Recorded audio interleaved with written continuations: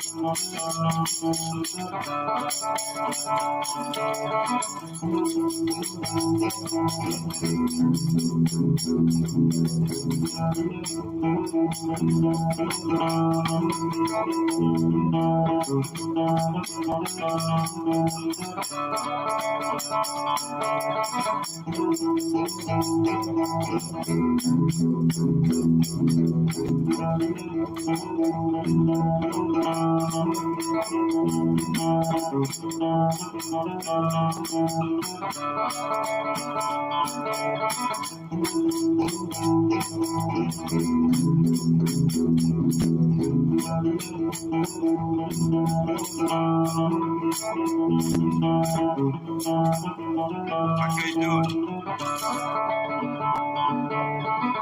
I'm too lazy.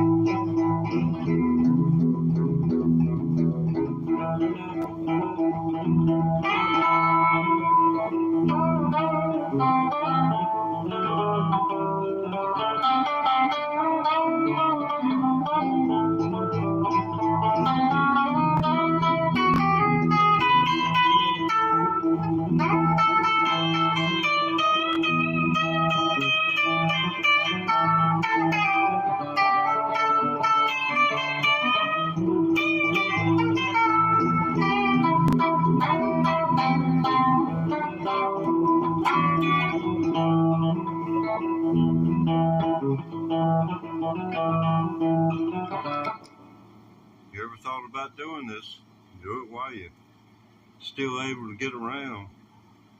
I can't go anywhere, so I can't go play with people, and that's what I need to do more than anything else, is play with somebody else. Because where there are two coming together, especially, music.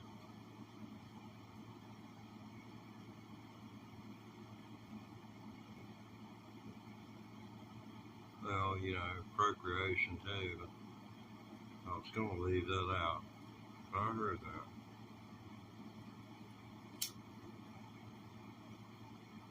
You got one every bunch. Wow. See how long I've been at this time? Yeah, that was about long enough to play that. This thing is older than most of you. You see that right there? That's the key. The drum key for this. It's still attached to it by the original piece. I mean, this is probably, I know it's 40 years old, at least, and on the low side.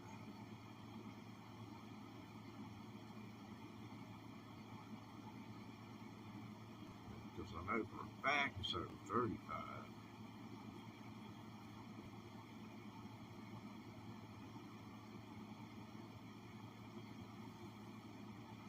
But it feels like that drum key needs to be used.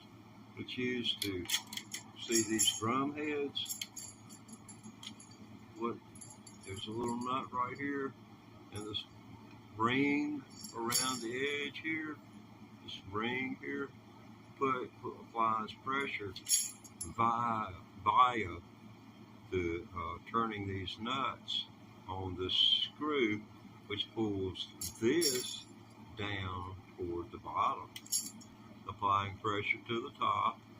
You go every other one around in the circle and tighten it like that until you get the applied pressure that you're looking for, or the sound that you're looking for. Note. There are honestly people in this world who can, you can tap that. You can take your finger and flick it with your finger, and a person could tell you what note that was. Rick Beato's, I believe it's his grandkid, can do that. Rick Beato was showing him off on his show how he could just turn his back and he could hit a note on the piano, and the kid tell him, because he's got perfect pitch. Not many people have that. People that have perfect pitch, they may or may not be good musicians, but they can always do the tuning of the PA system that's going in wherever it is, because you got to have perfect pitch.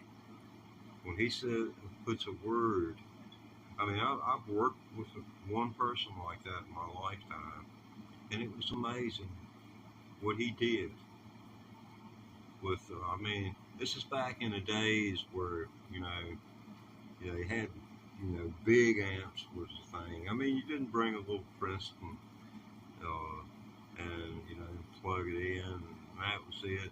And if you're doing a sound reinforcement for mostly a vocal and acoustic event, where the most you're going to get is maybe a drum riser, a drummer, steel guitar player, something like that. It's going to be your max on your electric, maybe a guitar player, a bass player. And they're on stage stuff, which they're monitoring. You just drop a old Shure mic down in front of it and let it rip. Man, what in the world's going on with this guitar? I got the door open to the outside.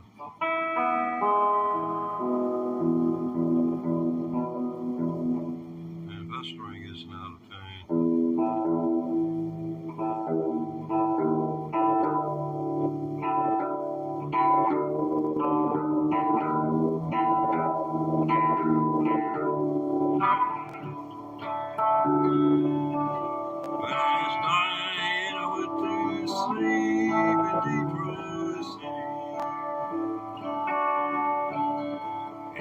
dreamed about those cotton fields and home.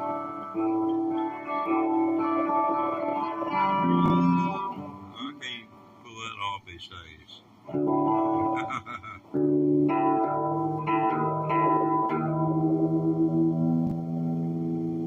Always did like that part. Yeah, folks, they think I'm really big in Ford City. From the letters that I write, they think I'm standing tall. They run bars. I don't run the women. Right now I'm standing behind some more bars. Yeah, I want to go home. Get the bonds.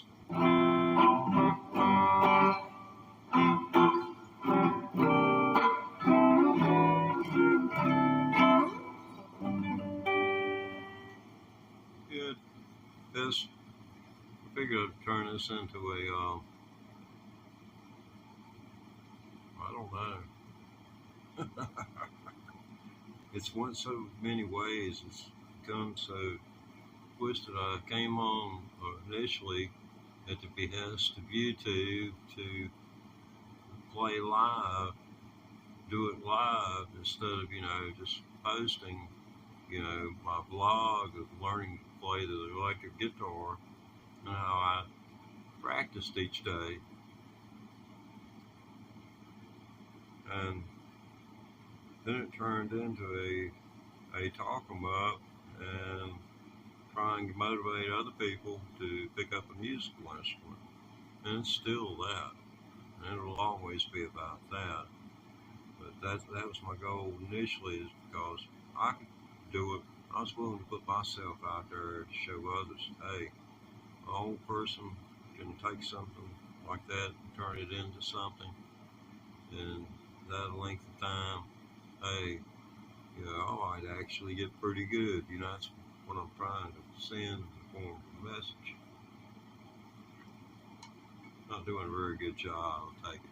No, I have had some feedback where people got their instruments out, and it's more or less like they think it's heroin, and they like it. They'll get just enough to get to where they're wanting it, and then they don't pick it up. Which, if it was heroin, it'd make them a good, thinking more of themselves. But when it's music, you're thinking less of yourself unless you pick it up. Gosh.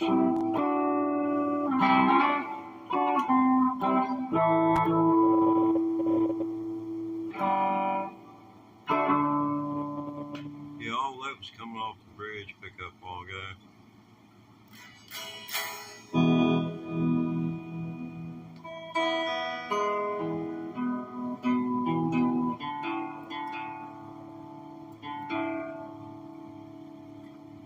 I believe my whammy bars weirding things out.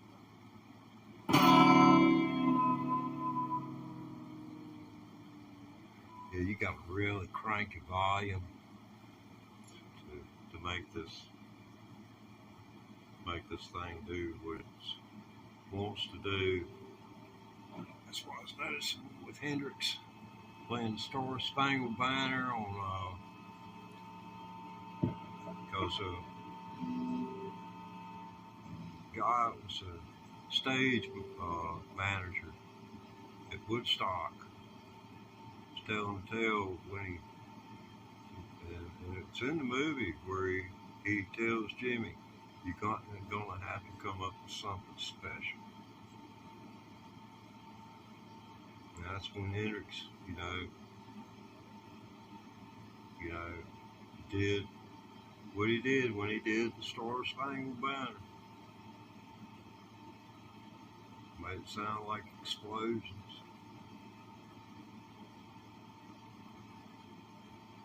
If you've never seen the Woodstock movie, or if you haven't seen it in a long time, go listen to it and see if it just seems different or seems so freaking familiar.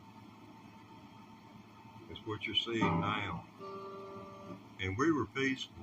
We were a peaceful people. I grew up, somebody would elbow me as a child. I would hit them right back, But, and I did the same thing in my own yard with neighborhood kids, and my daddy would whoop me for it. And it took him 2 years whipping me before I finally gave up. Man can't defend himself. I had to resign myself to back because I wouldn't have to let people beat on me.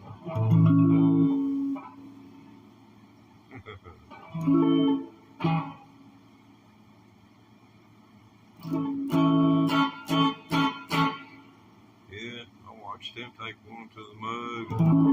He never even pulled his hands up from the side.